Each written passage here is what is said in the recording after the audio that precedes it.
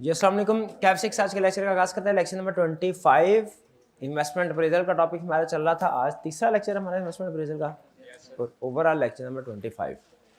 Home assignment आपको दी गई थी। होम असाइनमेंट कितने स्टूडेंट्स ने की है, ज़रा हाथ उठाइए। हाँ शाबाश। इसमें कोई प्रॉब्लम? क्वेश्चन 7 इसमें इन्फ्लेशन में प्रॉब्लम आई है। चलिए क्वेश्चन 7 को डिस्कस कर लेते हैं और इन्फ्लेशन की एडजस्टमेंट को भी डिस्कस कर लेते हैं। सबसे पहले इन्फ्लेशन रेट्स कह रहा है इफ इन्फ्लेशन इज, देखिए इन्वेस्टमेंट अप्रेजल के क्वेश्चंस में या प्रोजेक्ट अप्रेजल के क्वेश्चन में बहुत से रेट्स आएंगे। एक होगा रेट ऑफ इंटरेस्ट या कॉस्ट ऑफ कैपिटल, एक होगा डेप्रिसिएशन रेट, एक होगा growth rate, inflation rate, tax rate, बहुत से रेट्स आएंगे। आपने समझना है कि ये रेट किस चीज़ का है और हमारे क्वेश्चन पे इसका इस्तेमाल कहाँ होगा। अभी हम स्टडी करने जा रहे हैं इन्फ्लेशन रेट। इन्फ्लेशन रेट, अच्छा क्या मुझे ये बताइए इन्फ्लेशन होती है, इन्फ्लेशन होती क्या है? कि चीज़ों की प्राइसेस में इंक्रीज होना। आज आपको कोई भी चीज़, वो चाहे मटेरियल हो, चाहे लेबर हो, चाहे ओवरहेड्स हो, जिस प्राइस पे मिल रही है, साल के बाद, एक साल के बाद क्या उसी प्राइस में मिलेगी? साल तो दूर की बात है, प्रैक्टिकली तो महीने के बाद उस प्राइस में नहीं मिलती। बात पाकिस्तान में खास तौर पे कुछ कंट्रीज हालांकि ऐसी हैं दुनिया में जिनमें साल साल तक प्राइसेस सेम रहती है, लेकिन पाकिस्तान उन कंट्रीज में हरगिज़ शामिल नहीं है। पाकिस्तान में हर साल इन्फ्लेशन होती है। अब प्रैक्टिकली तो हर महीने हो रही होती है, लेकिन एग्जाम क्वेश्चन में आपको बताया था सिंप्लिसिटी के लिए क्या करता है, वो ईयरली बेसिस का डाटा देता है। ईयर बेसिस के ऊपर इन्फ्लेशन होगी। तो इसका मतलब ये हुआ कि जब हमने इन्वेस्टमेंट अप्रेजल करनी है तो अगर क्वेश्चन में इन्फ्लेशन नहीं है फिर तो बहुत अच्छी बात है। जैसे किसी क्वेश्चन में हो सकता है टैक्स रेट हो, किसी क्वेश्चन में ना हो। तो अगर क्वेश्चन में टैक्स रेट है, टैक्स की कैलकुलेशन इंक्लूड करेंगे। क्वेश्चन में टैक्स रेट नहीं है, टैक्स की कैलकुलेशन इंक्लूड नहीं करेंगे। उस तरह क्वेश्चन में इन्फ्लेशन रेट है, इन्फ्लेशन की एडजस्टमेंट करेंगे। इन्फ्लेशन रेट नहीं है, इन्फ्लेशन की एडजस्टमेंट नहीं करेंगे। इन्फ्लेशन रेट क्या है? हर साल प्राइसेस में increase in price level every year, ये एनुअल बेसिस पे। इसका ट्रीटमेंट क्या होगा ये जरा सुन लीजिए। कह रहा है इफ इन्फ्लेशन इज एप्लीकेबल, अगर क्वेश्चन के अंदर इन्फ्लेशन रेट गिवन है, अगर क्वेश्चन के अंदर इन्फ्लेशन रेट गिवन है तो क्या होगा? Operating cost are adjusted for inflation. जो आपकी जितनी भी ऑपरेटिंग कॉस्ट है उसमें इन्फ्लेशन की एडजस्टमेंट आएगी, फिक्स में भी आएगी, वेरिएबल कॉस्ट में भी आएगी, सेल्स में भी आएगी। सेल्स भी ऑपरेटिंग कैश फ्लो तो है, सेल्स ऑपरेटिंग कैश फ्लो तो यहाँ पे कॉस्ट के बजाय कैश फ्लो लिखा होता है ज्यादा बेहतर था, लेकिन कंसेप्ट तो आप समझ गए हैं कि अगर क्वेश्चन में इन्फ्लेशन गिवन है, सेल्स एडजस्ट होगी आपकी हर साल, क्योंकि प्राइस सेल्स का जो प्राइस लेवल है वो बदलता है। आपकी कॉस्ट पे एडजस्टमेंट आएगी। कॉस्ट में किस किस के ऊपर? फिक्स कॉस्ट के ऊपर भी, वेरिएबल कॉस्ट के ऊपर भी, फिक्स कॉस्ट के ऊपर भी, वेरिएबल कॉस्ट के ऊपर भी। लेकिन ये क्या फिक्स कॉस्ट में क्यों? फिक्स कॉस्ट तो फिक्स रहती है। हाँ, वो लेवल ऑफ आउटपुट के लिहाज से फिक्स रहती है। वो ऐसा नहीं है कि वो हर साल फिक्स ही रहेगी, हर साल भी सेम रहेगी, ऐसा नहीं होगा। इसका मतलब ये हुआ कि सेल्स के ऊपर क्वेश्चन के अंदर सेल्स की फिगर के ऊपर ग्रोथ रेट का इंपैक्ट भी आएगा, इन्फ्लेशन रेट का इंपैक्ट भी आएगा। ग्रोथ रेट से क्या मुराद है कि आपके यूनिट्स जो क्वांटिटी सोल्ड हर साल इंक्रीज हो रही है। सेल्स के केस में हर साल सेल्स पे जो इंक्रीज होगी ग्रोथ की वजह से भी इंक्रीज होगी, इन्फ्लेशन की वजह से, ठीक है जी। और जो कॉस्ट है इसमें वेरिएबल कॉस्ट हर साल ग्रोथ की वजह से भी इंक्रीज होगी, इन्फ्लेशन की वजह से भी इंक्रीज होगी। लेकिन जो फिक्स कॉस्ट है इन्फ्लेशन की वजह से इंक्रीज होगी, ग्रोथ की वजह से इंक्रीज नहीं होगी, ग्रोथ की वजह से इंक्रीज नहीं होगी। क्यों नहीं होगी? क्योंकि फिक्स रहती है, वरना फिक्स उसे क्यों बोलते? ये बात ज़हन में रहेगी। कह रहा है operating adjusted for inflation, sales adjust होगी इन्फ्लेशन रेट से, वेरिएबल कॉस्ट होगी और फिक्स कॉस्ट होगी। फिर कह रहा है तीन चीजें नोट कर ले। कितनी चीजें? तीन। इनिशियल इन्वेस्टमेंट, रेजिडुअल वैल्यू या working capital R usually not adjusted for inflation unless clearly mentioned in the question. तीन चीजें आपने एडजस्ट नहीं करनी जब तक के क्वेश्चन में क्लियरली ना कह दे। कौन कौन सी चीजें? इनिशियल इन्वेस्टमेंट, वर्किंग कैपिटल और रेजिडुअल वैल्यू। ठीक है, अगर उसने कहा रेजिडुअल वैल्यू 10,000 है एट टूडेज प्राइस लेवल और इसके ऊपर इन्फ्लेशन रेट 10% होगा, इसका मतलब है हमें अब क्या कह रहा है? एडजस्ट करो। और अगर सिंपल उसने बता दिया इक्विपमेंट की कॉस्ट ये है, रेजिडुअल वैल्यू ये है, आगे कुछ नहीं कहा, ना इक्विपमेंट के ऊपर इन्फ्लेशन का इंपैक्ट आएगा ना रेजिडुअल वैल्यू के ऊपर आएगा। वर्किंग कैपिटल के बारे में कुछ नहीं कहा, सिर्फ इतना कहा स्टार्ट में 20,000 होगा, तो एंड पे रिकवर कितना होगा? 20 का 22 तो नहीं होगा, 20 का 18 तो नहीं होगा। नहीं। हाँ, अगर क्वेश्चन में कह दे कि स्टार्ट में वर्किंग कैपिटल 20,000 का चाहिए और 2 साल के बाद ये रिक्वायरमेंट बढ़ के 25,000 हो जाएगी, तो इसका मतलब ये हुआ कि ईयर 2 में जाके 5,000 ऐड करना है और एंड पे जाके फिर दोनों रिकवर हो जाएंगे। 20 + 5 25,000, वो नेगेटिव आ जाएगा। लेकिन ये काम कब करना है? ये दरमियान में वर्किंग कैपिटल का इंक्रीज डिक्रीज कब करना है? क्वेश्चन में मेंशन करें, वरना नहीं करना। ये बात समझ आई जो कह रहा है?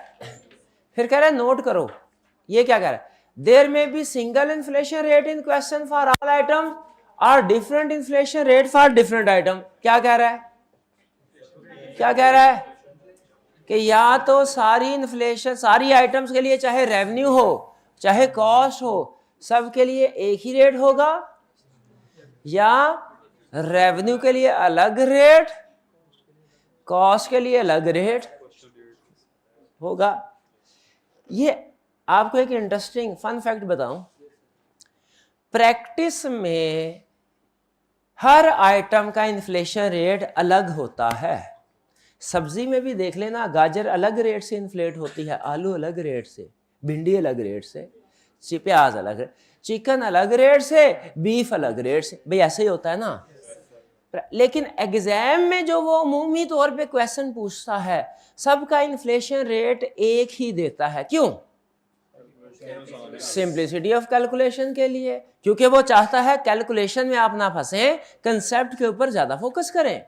तो हालांकि different inflation rate for different items ये more realistic, more practical assumption है, लेकिन एग्जाम में सिंप्लिसिटी के लिए क्या एज्यूम करेगा?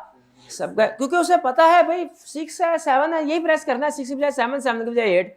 और जिसको 6% के साथ इन्फ्लेशन की रिजल्ट आती है तो उसे 8% के साथ नहीं आती होगी, आती होगी। तो इसीलिए अमूमी तौर पे वो एग्जाम क्वेश्चन के अंदर रेट एक ही देगा सारी आइटम्स के लिए। जी, वो एक वो होता है कंज्यूमर प्राइस इंडेक्स, जो एक ही आता है, वो एग्रीगेट किया जाता है, बास्केट ऑफ परचेजेस। ठीक है, वो दूसरा कंसेप्ट है। बल्कि आपको इससे भी मजे का कंसेप्ट बताऊं? नहीं नहीं, अच्छा, नहीं सुनना तो कोई बात नहीं, कान बंद कर ले, मेरे को कोई प्रॉब्लम नहीं है। जो सुनना चाहते हैं वो सुन लें। प्रैक्टिस में ना सिर्फ ये कि एक आइटम से दूसरी आइटम का इन्फ्लेशन रेट डिफरेंट होता है, बल्कि एक साल का इन्फ्लेशन रेट कुछ और होगा और दूसरे साल का इन्फ्लेशन रेट कुछ और होगा। लेकिन एग्जाम में ऐसा नहीं करेगा। क्या कहेगा? हर साल का इन्फ्लेशन रेट। क्यों? Simplicity of calculation. वो कहता है कैलकुलेशन में आप ना फंस जाएं, कंसेप्ट के ऊपर फोकस करें। जो एक साल में इन्फ्लेशन 6% पे कर सकता है, वो अगले साल में जाके 8% पे भी कर सकता है। भाई समझ आ रही है बात की? अच्छा चले, इन शॉर्ट ठीक है जी, एक रेट दिया एक लगाएंगे, 10 रेट दिए 10 लगाएंगे, हमें क्या, हमें जो कहेगा इस मटेरियल को इस रेट से इंक्रीज करें उससे कर लेंगे, कहेगा सेल्स को इससे करें उससे कर लेंगे। डन जी, कोई इख्तलाफ तो नहीं आपको? इन्फ्लेशन रेट एक भी हो सकता है, मल्टीपल भी हो सकते हैं, एक है सबके लिए एक यूज करेंगे, मल्टीपल है जो जिसके लिए है वो यूज करेंगे। डन जी, आगे चलें। चलिए नेक्स्ट, अब आपको एग्जाम सिचुएशन बता रहा है कि एग्जाम में मैक्सिमम कितनी सिचुएशंस पॉसिबल हैं। There are 3 possibilities in exam question. पहले पॉसिबिलिटी बताएगा, फिर आपसे पूछेगा बताओ अगर एग्जाम में ये स्टेटमेंट आ गई तो कौन सी पॉसिबिलिटी होगी, ये स्टेटमेंट आ गई कौन सी पॉसिबिलिटी होगी, ये स्टेटमेंट आ गई कौन सी पॉसिबिलिटी होगी। पहली possibility, all cash flows to be inflated from year 2, या तो ईयर 2 से सारे इन्फ्लेट होंगे, यानी ईयर 1 में इन्फ्लेशन का इंपैक्ट नहीं होगा, या all cash flows to be inflated from year 1, यानी इन्फ्लेशन का इंपैक्ट ईयर 1 से स्टार्ट हो जाएगा। दूसरी ऑप्शन क्या है, इन्फ्लेशन का इफेक्ट ईयर 2 से स्टार्ट हो जाएगा। तीसरी ऑप्शन क्या है, कुछ का इफेक्ट ईयर 1 से होगा कुछ का ईयर 2 से। ये अमूमी तौर पे नहीं होता, अमूमी तौर पे या ईयर 1 से होगा या ईयर 2 से होगा। ठीक है, अब एग्जाम में जो स्टेटमेंट दे सकता है वो आपके सामने, अब आप डिसाइड करेंगे सर इन्फ्लेशन का इफेक्ट ईयर 1 से होना ईयर 2 से होना है, या कि कभी कुछ का ईयर 1 ईयर 2। कह रहा है ऑल रेवेन्यूज एंड कॉस्ट, इसका मतलब ये हुआ सिंगल रेट देने जा रहा है। जब ऑल रेवेन्यूज एंड कॉस्ट बोल दिया इसका मतलब क्या है, सिंगल रेट। अमूमी तौर पे सिंगल रेट ही देता, बताया आपको, पहले ही बता दिया था। All revenues and cost are quoted, यानी गिवन ऑन टुडेज रेट, यानी आज का जो प्राइस लेवल है इसके मुताबिक, and are expected to remain same in the first year, and are expected to remain same, बोले पढ़े जरा, expected to remain same in the first year and are expected to remain same in the first year। क्या कहना चाह रहा है, कह रहा है जितने भी मैंने आपको फिगर्स बताई हैं क्वेश्चन के अंदर सारी की सारी आज के रेट के मुताबिक है, और ये ईयर 1 में यही चलेगा। देयर आफ्टर से क्या मुराद है, ईयर 1 के year 2, year 2 thereafter the estimated annual inflation rate of 9% would be applicable on all future revenues and cost। इसका मतलब है बाकी हर साल भी रेट सेम रहेगा 9%, और हर इनकम और एक्सपेंस पे भी रेट सेम रहेगा 9%। भाई मतलब समझ आया? फिर से पढ़ते हैं, ये जो उसने कहा है ऑल रेवेन्यूज एंड कॉस्ट, इसमें क्या कहना चाह रहा है, सिंगल रेट दूंगा, सारे रेवेन्यू का भी वही कॉस्ट का भी वही। All revenue and cost are quoted today's rate, today's rate का मतलब क्या है, आज के रेट के मुताबिक, and are expected to remain same in first year, सबसे अहम एक्सपेक्ट पहले साल में भी यही, इसका मतलब है पहले, खबरदार पहले साल की इन्फ्लेशन एडजस्टमेंट ना करना, खबरदार पहले साल में इन्फ्लेशन एडजस्टमेंट ना करना, क्योंकि ईयर 1 की जो कैलकुलेशन होगी बगैर इन्फ्लेशन की होगी। शाबाश। देयर आफ्टर, उसके बाद क्या होगा, the estimated annual inflation of 9% would be applicable on all future revenue and, उसके बाद हर साल 9% के साथ। ईयर 2 में कितनी इन्फ्लेशन होगी, 3 में, 4 में, 1 में, हाँ 1 में नहीं होगी। शाबाश, क्लियर हो गया जी। आगे चलते हैं, सेकेंड लाइन, इसका मतलब है ये वाला जो केस है ना, ये इसकी एग्जांपल है। आगे देखते हैं, all revenues and cost are quoted on today's rate, यानी जितने भी उसने फिगर्स दिए हैं क्वेश्चन के अंदर वो सारी आज के रेट के मुताबिक है। The estimated annual inflation of 8% would be applicable for all revenues and cost that arise from first year and onward. That सबसे अहम अल्फाज, that arise from first year and onward, मतलब इन्फ्लेशन का इंपैक्ट कहां से आएगा, ईयर 1 से ही। ठीक है, ईयर 1 से ईयर 2। तो ये ऊपर कौन से वाली है आ गए, 1 के 2 के 3 2। अच्छा इनके साथ स्टेरिक मार्क कर लें, ये पहले वाली के साथ दूसरे।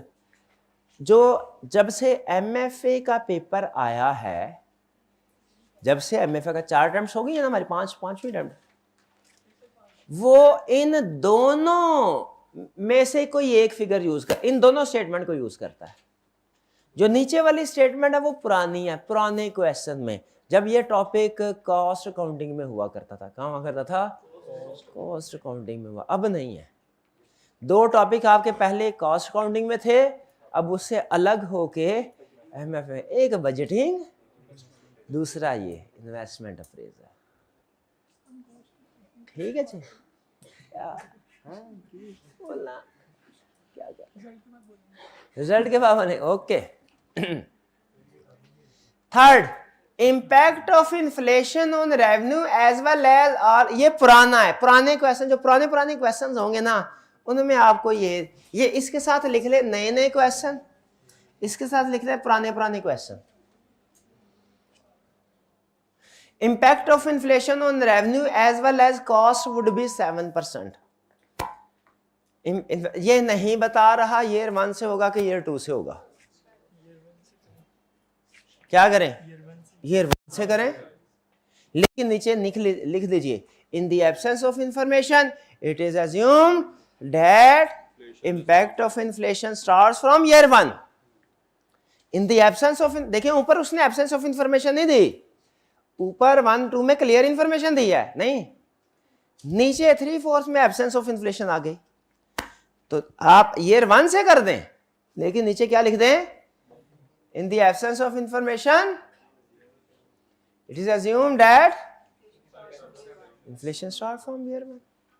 आपका दिल ईयर 2 से कर रहा है, ईयर 2 से कर दीजिएगा, लेकिन नीचे लिख दीजिएगा क्या? नीचे लिख दीजिएगा क्या? It in the absence of information, it is assumed that effect of inflation starts from year, यानी उसने absence नहीं ना दी तो हमारी मर्जी। भाई क्या मतलब, जब अकाउंटिंग के अंदर वो डेप्रिसिएशन का मेथड नहीं देता था तो हमारी मर्जी नहीं होती थी कि चाहे स्ट्रेट लाइन के साथ कर लें, चाहे रिड्यूसिंग बैलेंस के साथ कर लें, हमारी मर्जी नहीं होती थी। वो होती थी कि नहीं होती थी? होती थी ना, लेकिन अमूमी तौर पे कहा जाता था स्ट्रेट लाइन से कर लो, क्यों कहा जाता था? वो आसान होता था। तो यहां पे भी अगर उसने नहीं बताया इन्फ्लेशन ईयर 1 से स्टार्ट करनी है ईयर 2 से, तो आपकी मर्जी है, नोट दे के जहां से मर्जी कर ले। रिकमेंडेशन क्या है?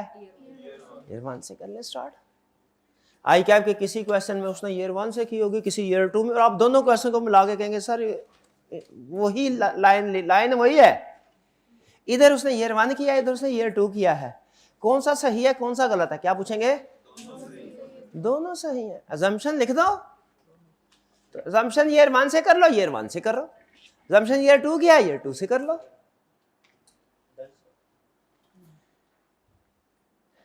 Fourth, rate of inflation is estimated at 8% per annum with effect from second year onward. With second year onward क्या बता रहा है? अब की बार मैं कह रहा है, मैंने मेंशन कर दिया, अब की बार आपको क्या करना पड़ेगा? ईयर 2 से इन्फ्लेशन लेनी पड़ेगी, ईयर 1 से लेंगे तो गलत होगी। अब की बार ईयर 1 से लेंगे तो, क्योंकि अब एब्सेंस ऑफ इंफॉर्मेशन नहीं है, अब mention of information. It would effect revenue as well as all cost excluding depreciation. तो हम कौन सा डेप्रिसिएशन को इन्फ्लेट करने लगे हैं? डेप्रिसिएशन को इन्फ्लेट करना तो दूर की बात है, हम तो डेप्रिसिएशन के करीब से भी नहीं जाते। इन्वेस्टमेंट अप्रेजल है, डेप्रिसिएशन पे इन्फ्लेशन नहीं ना होगी।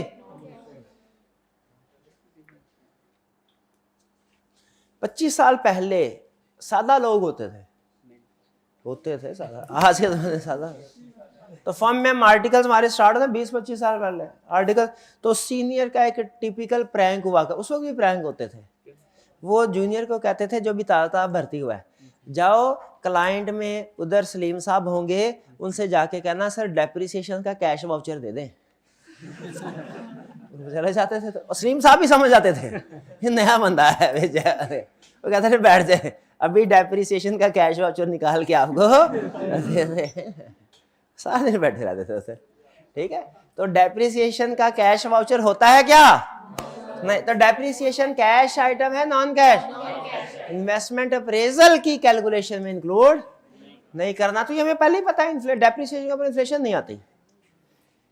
रेजिडुअल वैल्यू के ऊपर आखिरी सवाल भाई से पूछूंगा, सही बता दिया इसका मतलब सबने सही बता दिया, गलत बताया इसका मतलब किसी को समझ नहीं आई। रेजिडुअल वैल्यू के ऊपर इन्फ्लेशन की एडजस्टमेंट होगी या नहीं होगी? अगर क्वेश्चन में मेंशन होगा तो होगी, वरना नहीं होगी। उसने कहा है होगी। चले कोई बात नहीं, आगे चलते हैं। अब देखिए क्वेश्चन असाइनमेंट में कौन कौन सा क्वेश्चन दिया था पहले बताएं? 6 था, 7, अच्छा 6 था, ठीक है 7 और 8 दो क्वेश्चन दिए थे। क्वेश्चन 7 सॉल्व करते हैं पहले, ठीक है ना। A company is considering an investment in an item of equipment costing rupees 150,000. 150,000 क्या है? year not इनिशियल इन्वेस्टमेंट है और year not में आउटफ्लो है, नेगेटिव में लिखना है। Contribution per unit is expected to ₹4। Contribution क्या होता है?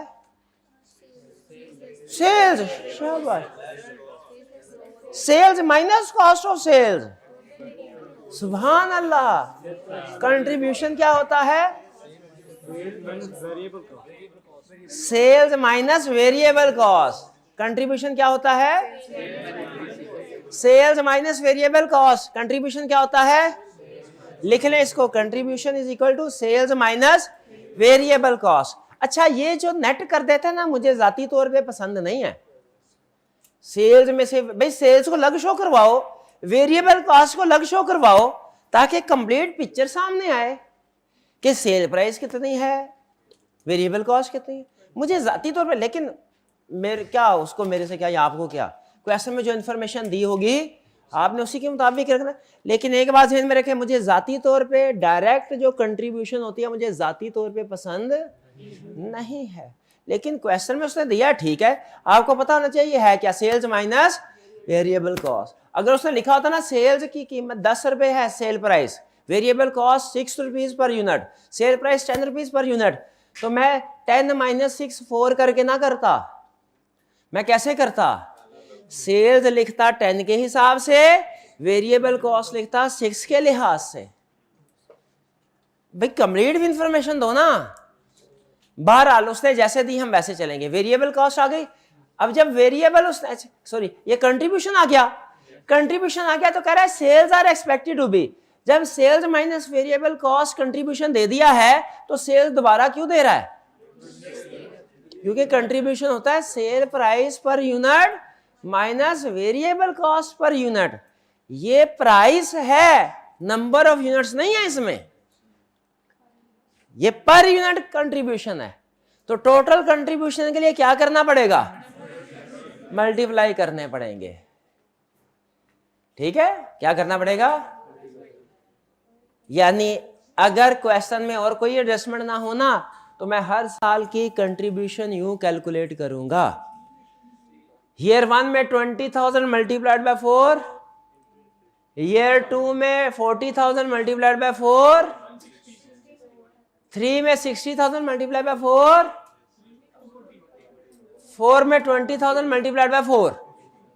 भाई ठीक है, अगर क्वेश्चन यहीं तक हो तो ऐसे ही आएगी, पक्का।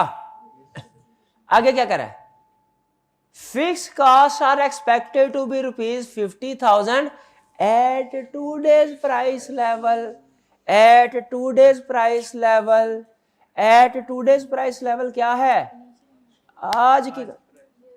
एट टूडेज प्राइस लेवल क्या है? इनिशियल कॉस्ट है, आज की price. At today price level आज की प्राइस है। 50,000 फिक्स कॉस्ट है।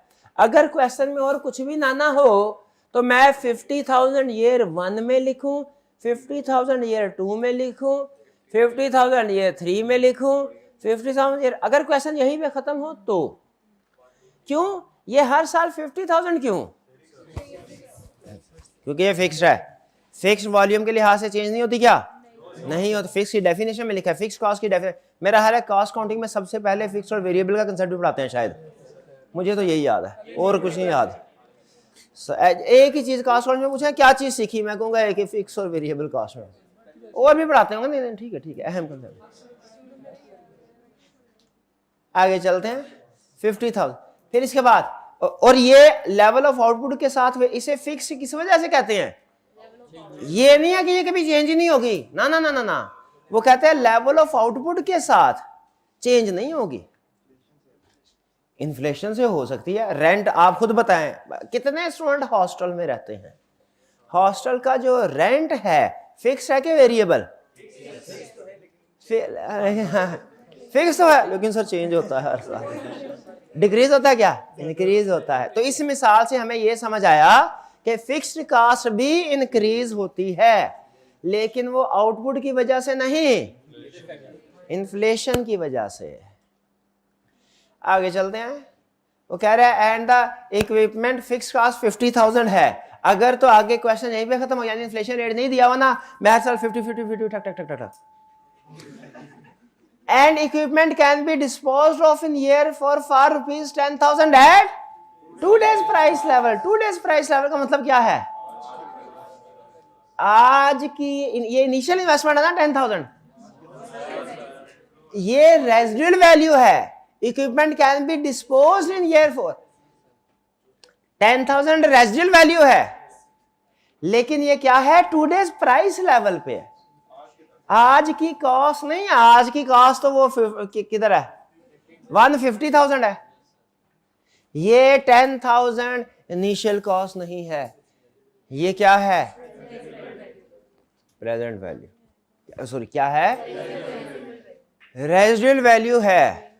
आज कितने का बिकेगा 10,000। क्लाइंट था हमारा, केबल बेचते थे, केबल के अंदर होता था कॉपर, कॉपर बड़ा अहम, मतलब केबल जल भी जाती, खराब भी हो जाती थी ना, दरमियान में कोई कट शट भी लग जाता था, वो कॉपर निकाल के वो बड़ा महंगा बिकता था, वो उसका रेट चेंज होता रहता था। तो अगर उसने केबल ने खराब होना है 5 साल बाद, कॉपर का आज का रेट अगर 50 रुपया फॉर एग्जाम्पल, जो भी 50 रुपए, तो ये कह रहा है मैं आज के रेट के मुताबिक ये बनती है रेजिडुअल वैल्यू। डेफिनेटली 5 साल के बाद रेट ये थोड़ी होगा, डिफरेंट होगा। इसका मतलब ये है residual value has a root 10,000, लेकिन आज के रेट के मुताबिक है। हमने इसे किस साल के रेट के मुताबिक करना है, ईयर 4 के रेट के मुताबिक है। ठीक है, फिर कह रहा है inflation rate is expected to be 6% and money cost of capital is 2 rate आ गए। क्वेश्चन के अंदर आपको बताया था 5 रेट हुआ करेंगे, परसेंटेजेस कितनी आएंगी 5 होंगी। कौन कौन से, growth rate, inflation rate, depreciation rate, interest rate, tax rate. Tax rate एक दफा पता नहीं क्या फार्मूला बनाया था मैंने, कोई GTX कुछ तरह करके था, कोई पता नहीं क्या था। इसके इसके इसके आप इनिशियल्स लिख के ना याद करने के लिए, हाँ एब्रीविएशन कर सकते हैं।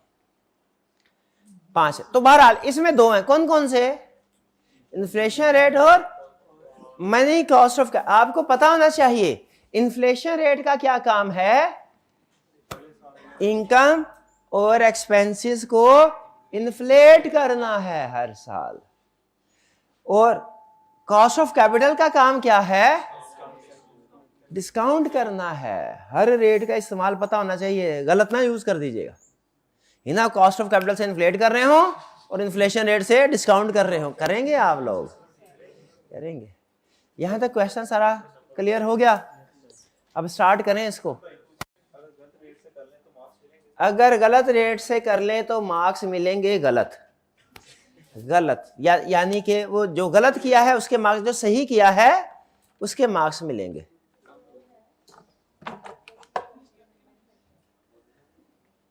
भाई तूने कितने कुछ स्टेप्स सीखे हैं, रोज ये पूछता है स्टेप के नंबर मिलेंगे कि नहीं, नंबर मिलेंगे कि नहीं। एक ही दफा सारे स्टेप्स के बारे में पूछ ले कि सर इस स्टेप के नंबर मिलेंगे कि नहीं, उस स्टेप के नंबर मिलेंगे कि नहीं।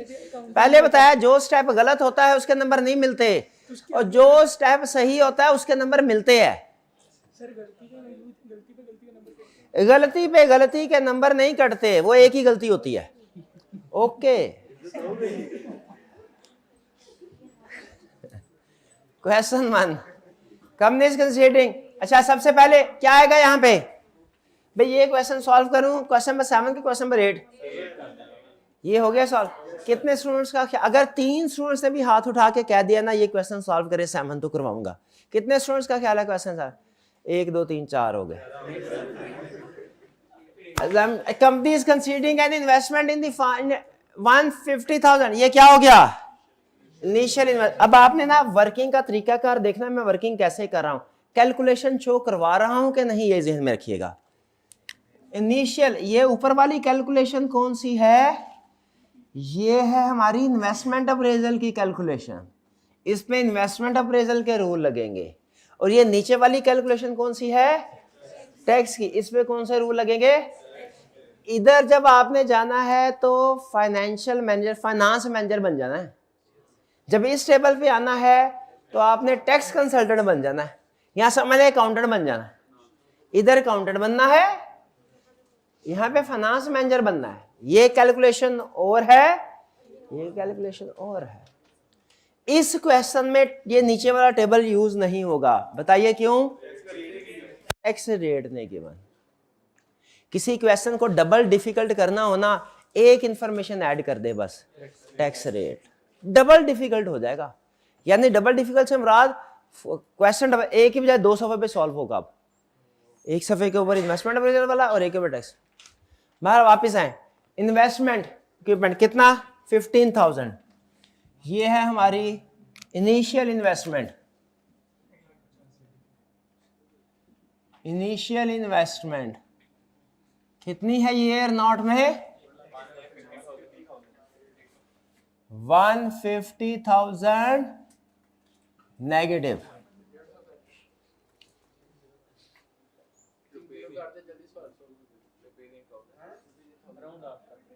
राउंड ऑफ कर रहे, कर लें। कितने स्टूडेंट्स का ख्याल है राउंड ऑफ कर दें? कितने स्टूडेंट्स का ख्याल है? देखिए जैसे आप करते कहते, ठहर जाना, हो सकता है बाकियों को इतनी जल्दी ना हो जितनी जल्दी तेरे को है, पूछ तो लेने दे। कितने स्टूडेंट्स का ख्याल है राउंड ऑफ कर लूं? कितनों का ख्याल है राउंड ऑफ करने की जरूरत नहीं है? जरूरत नहीं है, कह रहे हैं छोटी छोटी फिगर्स है, कर लें। शुरू में ऐसे करें, बाद में कर लेंगे, बड़े क्वेश्चन आएंगे 1000 में कर लिया करो, लेकिन मैं हमेशा 1000 में करने का आदी हूँ, मिलियंस में नहीं किया करता राउंडिंग ऑफ। ये ज़हन में रखना, 1000 में रीजनेबल है, 1000 की राउंडिंग ऑफ, मिलियंस में ना करे, रिकमेंडेड नहीं है। रेजिडुअल वैल्यू कितनी है? 10,000। अच्छा मैं गलती करूंगा ना तो आपने एज्यूम करना है कि मैं आपको चेक करने के लिए गलती कर रहा हूं। इनिशियल इन्वेस्टमेंट है 150,000 और रेजिडुअल वैल्यू है 10,000, तो ईयर 4 में आ गया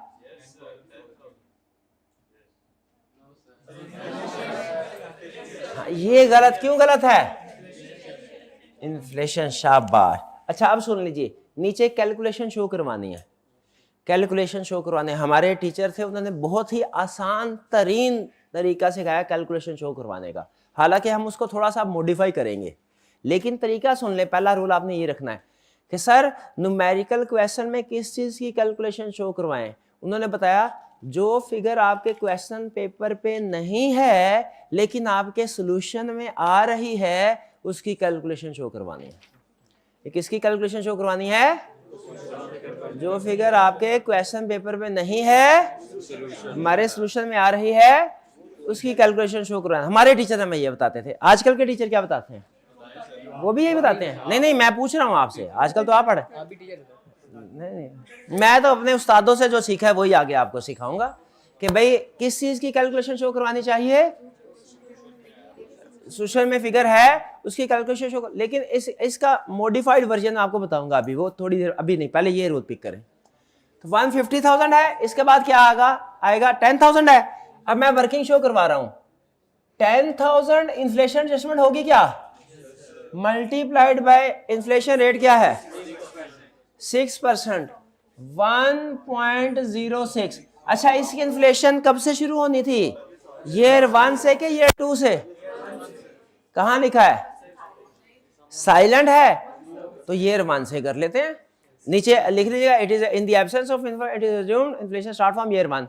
तो ईयर 1 में 1 साल की इन्फ्लेशन, 2 में 2, 3 में 3, 4 में 4, यानी ऊपर जो 1 2 3 4 है और मेरे इन्फ्लेशन का 1 2 3 4 है, ये मैच कर जाएगा। क्यों? क्योंकि इन्फ्लेशन ईयर 1 से स्टार्ट हो रही है।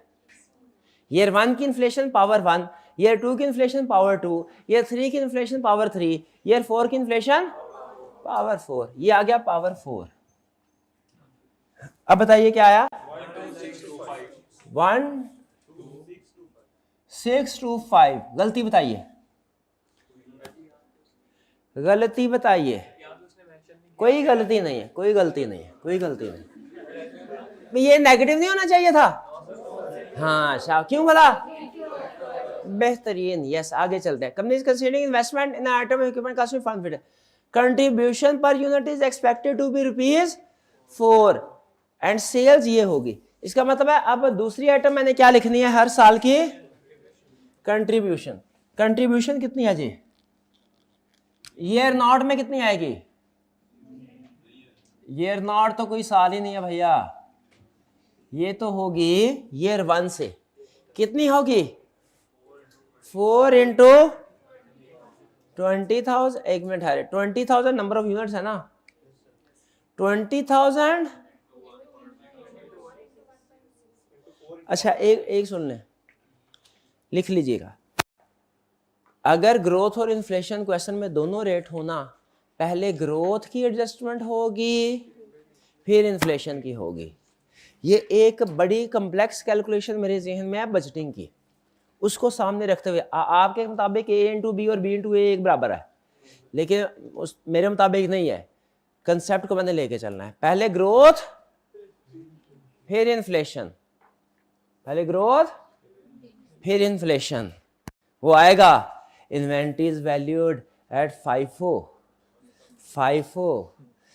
मेथड आएगा बजटिंग में। FIFO, first in first out. इसका मतलब है कुछ स्टॉक हमारा यूज हुआ है ओपनिंग का, कुछ इस साल वाला। इस साल वाले स्टॉक पे इस साल की इन्फ्लेशन आएगी, ओपनिंग वाले पे इन्फ्लेशन नहीं आएगी। लेकिन ये मैं खुद सोच रहा हूँ, आपको बता नहीं रहा, खुद सोच रहा हूँ। तो पहले ग्रोथ, तो इसका मतलब ये हुआ, अब मैं इसकी कैलकुलेशन कर रहा हूँ ना, तो नंबर ऑफ यूनिट मैं इसको 4 इंटू 20,000 भी कर सकता हूँ, वो भी ठीक है, प्रॉब्लम कोई नहीं है। लेकिन मैं क्या कर रहा हूँ? पहले यूनिट्स फिर प्राइस, पहले यूनिट फिर। वैसे आदत है, फर्क कोई नहीं पड़ता, फर्क कोई नहीं पड़ता। परेशान नहीं होना कि सर बिला छोटे से कंसेप्ट को मुश्किल कर रहे हैं, जैसे मर्जी कर लें। 20,000 इंटू 4, ये कितना? 40,000 इंटू 4, फिर 60,000 इंटू 4, फिर 20,000 इंटू 4। लेकिन हर साल ग्रोथ रेट तो नहीं है, ग्रोथ रेट तो नहीं है, क्योंकि हर साल उसने क्वांटिटी जितने यूनिट्स बता दी है। इन्फ्लेशन रेट है, और इन्फ्लेशन रेट क्या है? 6। तो इसका मतलब है पहले साल में होगी कैलकुलेशन 20,000 इंटू 4 इंटू 1.06 पावर 1। दूसरे साल में 40,000 इंटू 4 1.06 पावर 2। तीसरे साल 60,000 into 4 into 1.06 power 3। Fourth year में 20,000 इंटू 4 इंटू 1.06 पावर 4। जरा कैलकुलेशन कीजिए, पहले साल में क्या आता है? 84,800 पॉजिटिव। ईयर 2 में 179,776 पॉजिटिव। 285,822 844। और ईयर 4 में 122,100,998। भाई फिगर्स मैच होते हैं। किसी स्टूडेंट का कोई प्रॉब्लम हो तो पूछ ले। यहाँ पे दो चीज़ें आपकी तवज्जो दिलाना चाह रहा हूँ। पहली चीज़, वैसे तो इससे फ़र्क कोई नहीं पड़ता, 4 मल्टीप्लाई बाय 20,000 इंटू 1.06 कर लें, लेकिन मेरा कंसेप्ट ये है कि चूंकि ये इन्फ्लेशन रेट जो है ये प्राइस से रिलेट करता है, इसीलिए इनको इकट्ठा कर दूं मैं, इसको साइड पे कर दूं, बाकी फर्क कोई नहीं पड़ता, चाहे 1.061 पहले कर लें, लेकिन क्योंकि प्राइस इन्फ्लेशन रेट प्राइस के साथ, ग्रोथ रेट होता वो मैं इसके साथ लिखता, फिर क्वांटिटी के साथ ग्रोथ रेट होता।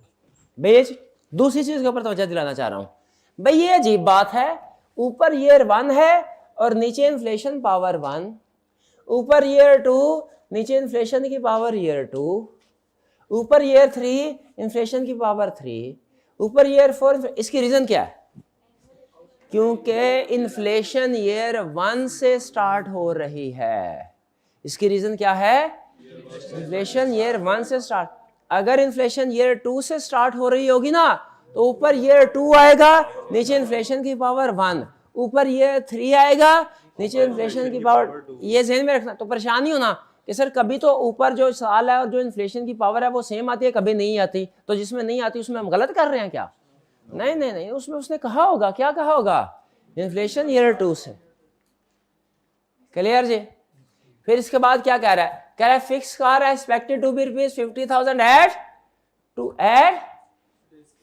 2 days प्राइस लेवल 50,000। तो जरा देखिएगा क्या मैं सही कर रहा हूं? फिक्स कॉस्ट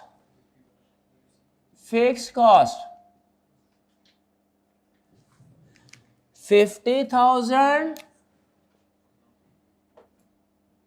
इंटू 1.06 पावर 1, फिर 50,000 इंटू 1.06 पावर 2, फिर 50,000 into 1.06 power 3, 50,000 into 1.06 power 4।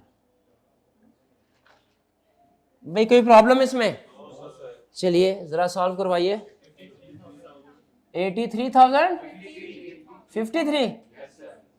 53,000 56,180। Error आप आइडेंटिफाई करेंगे अगर मैंने कोई किया? 5955163124। शाबाश, नेगेटिव आएंगे। अगर इसको नेगेटिव नहीं करते तो मार्क्स डिडक्ट कर लेगा, हालांकि छोटी सी गलती है, आपको कैलकुलेट करने के मार्क्स दे देगा, लेकिन वो सिंबल के मार्क्स आधे शायद काट दे, आधे नंबर देगा या कैलकुलेशन सही किया, सिंबल गलत किया, क्योंकि सिंबल गलत किया, नीचे नेट कैश फ्लो गलत आएगा, नेट कैश फ्लो गलत आएगा, आपका एनपीवी आईआरआर गलत आएगा, ये नेगेटिव। कोई प्रॉब्लम? चेक पॉइंट, कोई प्रॉब्लम? कोई प्रॉब्लम नहीं है, आगे चलते हैं। फिर कह रहे इक्विपमेंट कैन बी डिस्पोज, ये तो हमने उधर ही निपटा दिया था ना, जब इनिशियल इन्वेस्टमेंट की एंट्री की, रेजिडुअल वैल्यू हमारी आती है, हम साथ ही निपटा देते हैं, भूल ना जाए। इन्फ्लेशन रेट 6% कर लिया हमने, मनी कॉस्ट ऑफ 15%। अब करें इसको नेट करें और एनपीवी कैलकुलेट करें। शाबाश। क्या है एनपीवी आपकी? कैलकुलेट की है आपने? किधर है? किधर है? अभी नहीं, आपने पहले की हुई है, फिगर्स मैच आई हैं, कर ली है आपने, चेक कर ली, कर ली है, फिगर मैच है। 148773। किसी स्टूडेंट को कोई प्रॉब्लम हो पूछ लीजिए, ये थोड़ा जगह तंगी के बायस से प्रॉब्लम है, गुजारा हो रहा है कि नहीं? ये आप जरा ना कैमरा से थोड़ा, ऑनलाइन वाले स्टूडेंट को हमारी डिस्टर्बेंस ना हो, थोड़ा सा इसको जूम अगर कर दे या देख ले, क्लियर हो रहा है तो फिर ठीक है, नहीं हो रहा तो थोड़ा सा क्लियर है, चले ठीक है।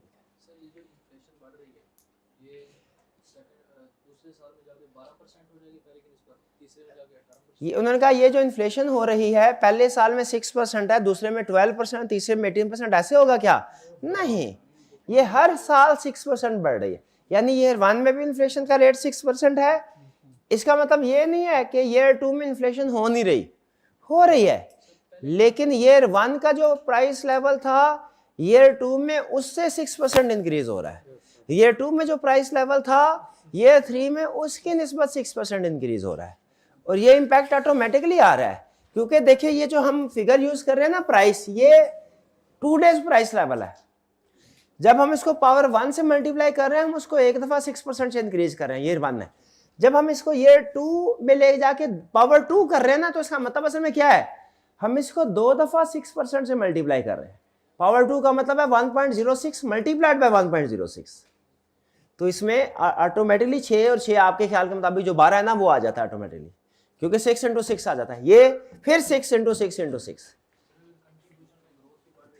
अगर ग्रोथ भी बढ़ रही होती तो इसमें एक और रेट भी आता, और वहाँ बिल्कुल उनके ऊपर भी इसी तरीके से पावर 1 पावर 2 पावर 3 होती, उनके ऊपर भी इसी तरह से पावर 1 पावर 2 पावर 3 होती।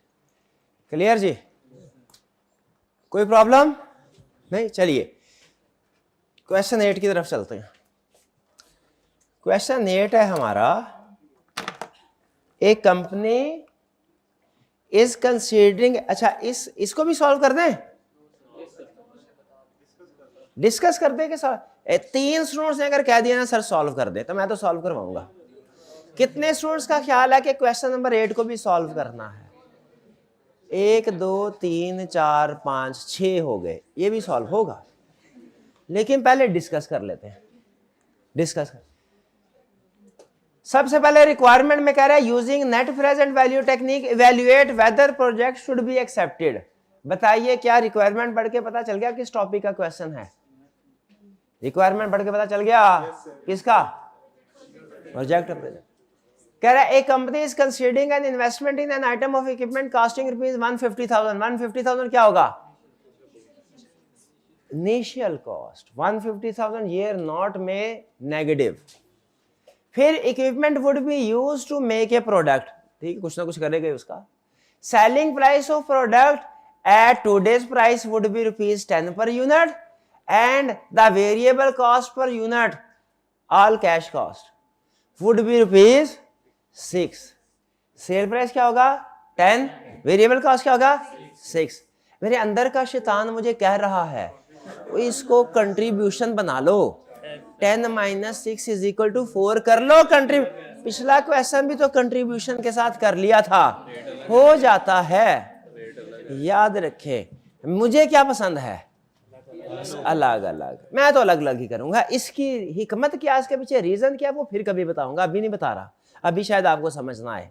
लेकिन अभी मैं सिर्फ इतना बता रहा हूं कि जब सेल्स अलग है, रेट चेंज, हाँ रेट चेंज है, ये रीजन आपको पहले से पता है, शाबाश, कोई बात नहीं।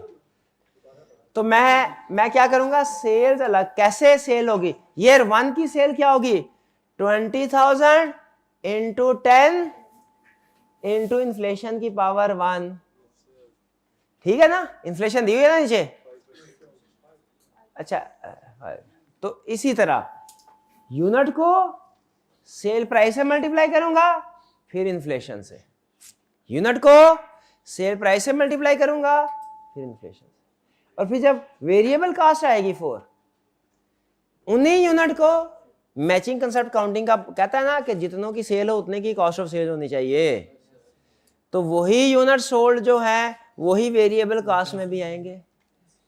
Units, number of units multiplied by variable cost multiplied by inflation. अगले साल में number of units into variable cost per unit into inflation. इसी तरीके से चलते जाएंगे जी। अब आगे चलते हैं। ये टेबल तक हो गया चेक पॉइंट पहला, टेबल तक सारी कैलकुलेशन हो गई। टेबल तक हम इस काबिल हो जाएंगे, सेल्स कैलकुलेट कर लें हर साल की, वेरिएबल कॉस्ट कैलकुलेट कर लें। आगे चलते हैं। फिर कह रहे हैं at today's project would have a 4 year life. 4 year life का मतलब मेरे को कितने कॉलम बनाने हैं? 5। क्यों? लाइफ 4 ईयर है, कॉलम 5 बना रहे। 1 ईयर नॉट अ बिग है। एट टूडे प्राइसेस, इसका मतलब है इन्फ्लेशन रेट जरूर होगा। जब कभी टूडे प्राइस कहता है इसका मतलब यही है कि टूडे प्राइस है, इसका मतलब टूडे प्राइस हो रहा है, फ्यूचर प्राइस हो रहा है, फ्यूचर प्राइस में इन्फ्लेशन है। Today's price it's expected that equipment will be sold at the end of year four ₹10,000। आज का जो कॉपर का रेट है उसके मुताबिक इक्विपमेंट कितने में बिकेगा? 10,000 में। लेकिन ईयर 4 के बाद क्या 10,000 में बिकेगा?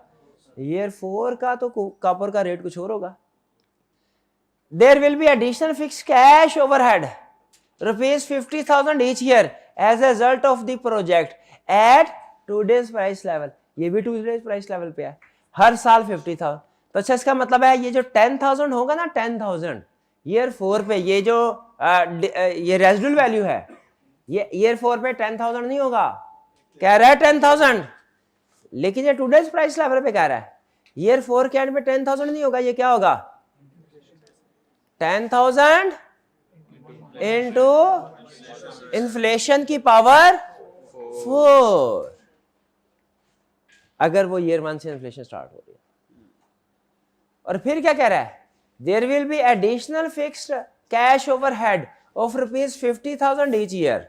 इसका मतलब है ईयर 1 में कितने होंगे फिक्स्ड ओवरहेड, कितने होंगे फिक्स्ड ओवरहेड 50,000 इंटू इन्फ्लेशन की पावर 1। ईयर 2 में बोल रहे 50,000 इंटू इन्फ्लेशन की पावर 2। ईयर 3 में 50,000 इंटू इन्फ्लेशन की पावर 3। ईयर 4 में 50,000 इंटू इन्फ्लेशन की पावर 4। अच्छा एक चीज मुझे नहीं समझ आ रही, आपको भी कुछ समझ खुदा का होगा, ये उसने लिखा है there will be additional fixed cash overheads of ₹50,000। अगर इसमें फिक्स्ड कैश ओवरहेड लिखा है, अगर वो कहता है कैश, इसमें कौन सी ओवरहेड होते तो वो नॉन कैश हो जाता, डेप्रिसिएशन। अच्छा तो अगर वो ये कहता तो हमारे क्वेश्चन पे क्या फर्क पड़ता कि there will be fixed overhead cash plus depreciation, तो डेप्रिसिएशन को माइनस कर देते। सुनिए गौर से, डेप्रिसिएशन को टोटल में माइनस कर देते क्योंकि बाकियों के ऊपर इन्फ्लेशन की एडजस्टमेंट आनी है, डेप्रिसिएशन के ऊपर नहीं आनी। ये रीजन होती क्या, ये रीजन नहीं होती, बल्कि रीजन क्या होती, नॉन कैश आइटम आती ही नहीं, रीजन ये होती।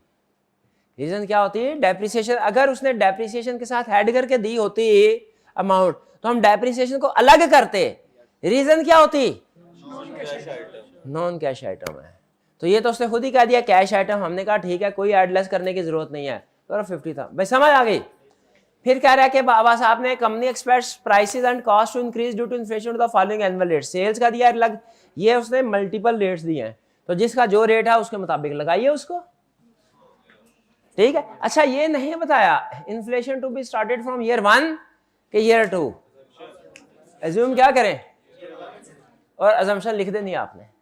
तो मुझे बताइए अब सेल्स ईयर 1 में क्या वैल्यू होगी, 20,000 इंटू 10 इंटू 1.05 पावर 1। ईयर 2 में क्या होगा 40,000 इंटू 10 इंटू 1.05 पावर 2। ईयर 3 में 60,000 इंटू 10 इंटू 1.05 पावर 3। और ईयर 4 में अब बताइए, आप बताइए ईयर 4 में 20,000 इंटू 10 इंटू 1.05 की पावर 4। ये अब कैलकुलेशन कर दें, नहीं करने है क्या, नहीं भाईजान स्टूडेंट कह रहे हैं कुछ, मैं अपनी मर्जी थोड़ी करवा रहा हूँ, आप लोगों ने कहा। कोई नहीं, इसी बहाने आप ना प्रेजेंट करने का तरीका कार सीखते जाएं कि प्रेजेंट कैसे करना है, किस फिगर की वर्किंग शो करवानी है, किसकी नहीं करवानी। इनिशियल इन्वेस्टमेंट कितनी है,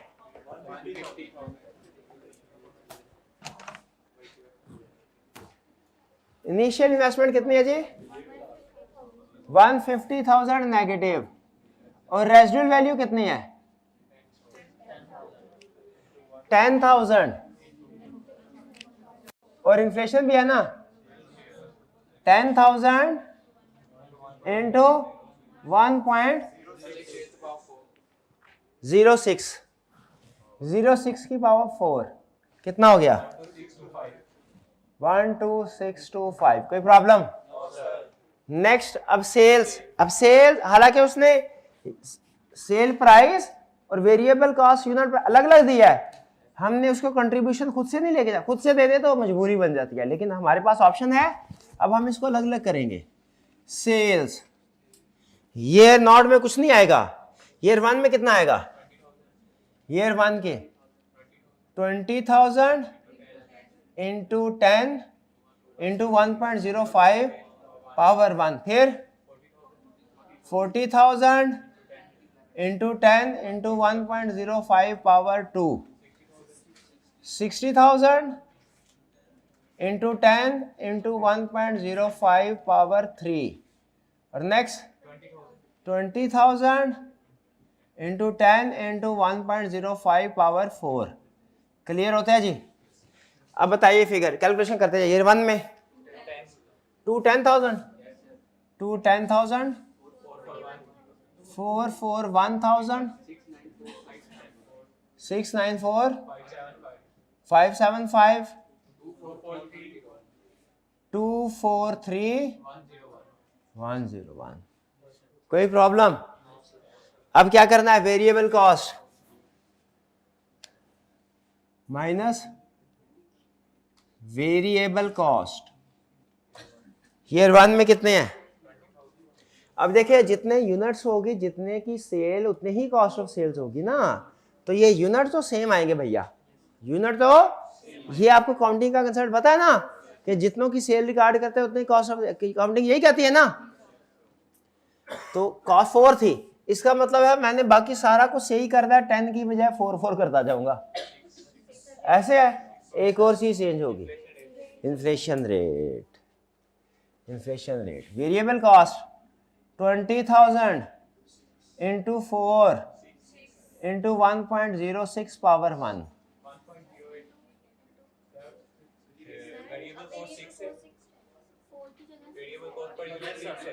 अच्छा 6 है क्या 4 है? 6 है। Okay okay okay okay. Inflation rate क्या है? 8% है। ओके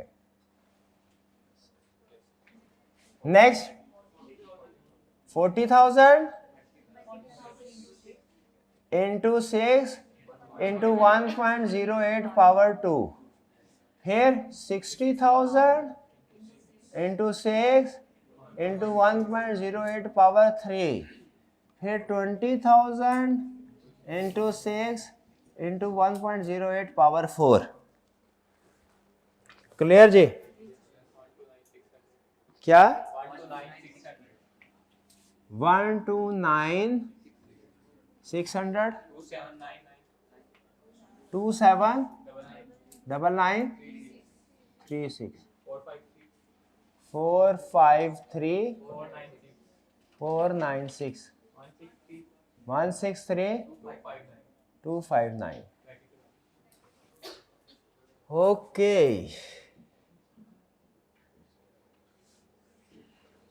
क्लियर जी? आउटफ्लो है। कोई प्रॉब्लम इसमें? चेक पॉइंट किसी स्टूडेंट को कोई प्रॉब्लम? कोई प्रॉब्लम नहीं? पूछ ले नहीं पूछना? चलो जी आपके। अब क्या आ गया? Fix cast. फिक्स कास्ट तो हर साल फिक्स रहेगी ना 50,000? नहीं, फिक्स कास्ट भी चेंज होती है। किसकी वजह से? अच्छा मैं पहले सोच लूं, इस फिक्स में डेप्रिसिएशन तो शामिल नहीं है। Okay next fix cost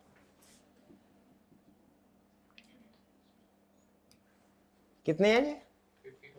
50,000। Inflation rate कितना है? 8%। 50,000 into 1.08 power 1, 50,000 08 power 2, 50,000 power 3, 50,000 1.08 power 4। क्या आ गया जी? 54,000 58 320 62 986 68 024। ठीक है जी? गलत है, इसको मैंने नेगेटिव नहीं किया। इसको नहीं कराना था, इसको नहीं कराना था। हाँ? तो ये जरा एहतियात के साथ। और कोई आइटम तो नहीं रह गई? मनी कॉस्ट ऑफ कैपिटल 12%, ये क्या है?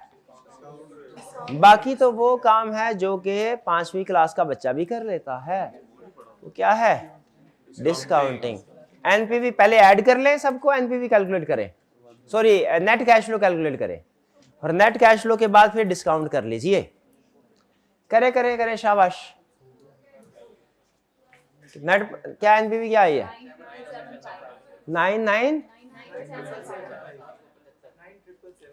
9,775 पॉजिटिव है। तो करें, दबा के प्रोजेक्ट करें इस तरह के स्टार्ट, बिल्कुल करें। कोई इतराज किसी को? कोई प्रॉब्लम? ये थी आपकी असाइनमेंट। अब आते हैं टेक्स्ट 50, नहीं अभी तो नई चीज सीखनी है ना। तो अच्छा टेस्ट है आपका, वो तो मैं भूल ही गया। लेकिन आज आप नई चीज को सीखे, घर वाले कहेंगे आप फाइनेंस सीखने भेजा था, फाइनेंस मैनेजर बनाने भेजा था, क्या सीख के आए हो? आप कहे कुछ भी नहीं। हाँ, आपने कहना है ये कैलकुलेशन किस चीज की शो करवानी है, किसने ये सीख के आए हो, किस चीज की कैलकुलेशन शो करवानी है? जो फिगर क्वेश्चन पेपर पे मौजूद नहीं है लेकिन आपके आंसर में मौजूद है, उसकी वर्किंग, उसकी कैलकुलेशन शो करवानी है। और दूसरा, अगर कभी राउंडिंग ऑफ करनी है हमने तो थाउजेंड्स में करनी है, मिलियंस में नहीं करनी। थाउजेंड में, मिलियन में पॉइंट्स आना शुरू हो जाते हैं, तो हमने एक रीजनेबल लेवल पे राउंडिंग ऑफ करनी होती है। चले हल्का सा देख लेते हैं इसको। चले ठीक है, टेस्ट है आपका। कितने स्टूडेंट्स ने टेस्ट दे दिया है और कितनों ने अभी टेस्ट देना है? चलिए ठीक है, आज एक तो असाइनमेंट क्या होगी आपकी? चलिए आज का लेक्चर यहाँ पे खत्म कर। असाइनमेंट में कुछ कोशिश करूंगा ढूंढ के क्वेश्चन। आज का क्वेश्चन यहाँ पे खत्म, आज का लेक्चर यहाँ खत्म करते हैं। अल्लाह हाफिज।